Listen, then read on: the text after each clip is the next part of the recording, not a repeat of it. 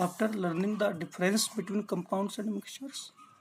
Last topic regarding classification of matter is concept of atoms and concept of molecules.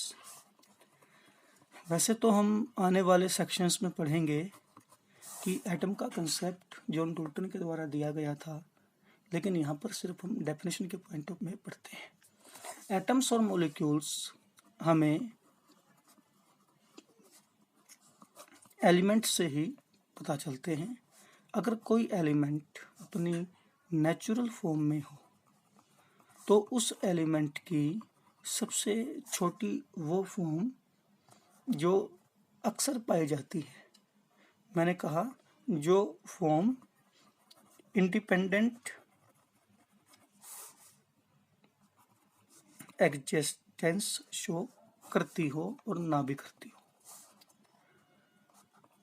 किसी भी element की वो form जो independent existence show करती हो या ना करती हो वो एटम होता है। इंडिपेंडेंट एग्जिस्टेंस का मतलब है जैसे मेटल होते हैं। अब सोडियम मेटल की बात करें तो आपने पाया होगा कि सोडियम मेटल के सिंबल में अकेला एलिमेंट एक एटम दिया जाता है। इट मीन सोडियम का अकेला एटम भी नेचर में पाया जा सकता है। इसकी बजाय अक्सर जो गैसियस एलिमेंट्स होते हैं, गैसियस एलिमेंट्स हमारे पास 11 होते हैं, जिसमें से मेनली हाइड्रोजन, ऑक्सीजन, नाइट्रोजन है। तो इनका नेचर में एक एक अकेला एलिमेंट नहीं पाया जाता, बल्कि एक से अधिक एलिमेंट्स के एटम्स हमें यहाँ कंबाइंड फॉर्म में पाए जाते हैं। तो इसको हम कहेंगे कि इनका एटम जैसे हाइड्रोजन का HON ये इंडिपेंडेंटली एग्जिस्ट नहीं कर सकते थे, ये अकेले नहीं पाए जाते थे, इसलिए ये कंबाइन करके मॉलिक्यूलर फॉर्म में मिलते थे। तो यहाँ इंडिपेंडेंट एग्जिस्टेंस नहीं था, लेकिन मेटल्स के केस में था।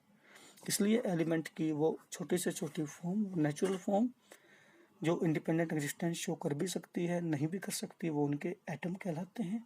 लेकिन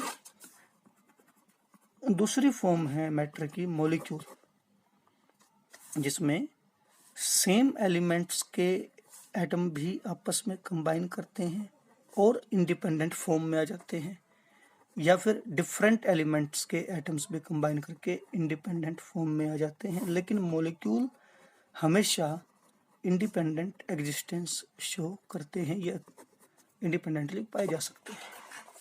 यदि सेम एलिमेंट के एटम्स मिलकर मॉलिक्यूल बनाते हैं तो क्योंकि वहाँ पर एटम सेम एलिमेंट के हैं, इसलिए ऐसे मॉलिक्यूल्स को हम लोग होमो एटॉमिक मॉलिक्यूल्स कहते हैं, जैसे हाइड्रोजन, ऑक्सीजन, नाइट्रोजन एटसेट्रा।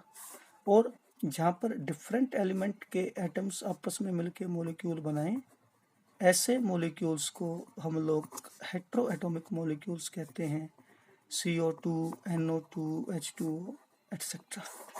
तो इस प्रकार से हम कहते हैं कि जो भी एलिमेंट नेचर में प्रेजेंट हैं, या तो उनके अकेले एटम मिलते हैं या फिर हमें उनके मॉलिक्यूलर फॉर्म्स मिलती हैं। अकेली atomic form independent existence show कर भी सकती है और नहीं भी कर सकती है, लेकिन मॉलिक्यूलर फॉर्म शो करती है। और किसी भी मॉलिक्यूल में, चाहे वो होमो एटॉमिक हो या हेट्रो एटॉमिक हो, जितने एटम्स होते हैं वो एटम्स की संख्या उस मॉलिक्यूल का एटोमिसिटी कहलाती है। अगर एक एटम है जैसे कि सोडियम, तो उसकी एटोमिसिटी 1 है तो कहेंगे कि वो मोनो एटॉमिक मॉलिक्यूल था। अगर 2 हो जाए जैसे कि H2 एटोमिसिटी 2 है तो हम कहेंगे कि वो डाई एटॉमिक था। इस प्रकार से एटोमिसिटी भी डिफाइन की जाती है। तो आज इसी के साथ हम अपना टॉपिक फिनिश करते हैं। Second section, physical and chemical classification of matter. Have a nice day. कल मिलते हैं।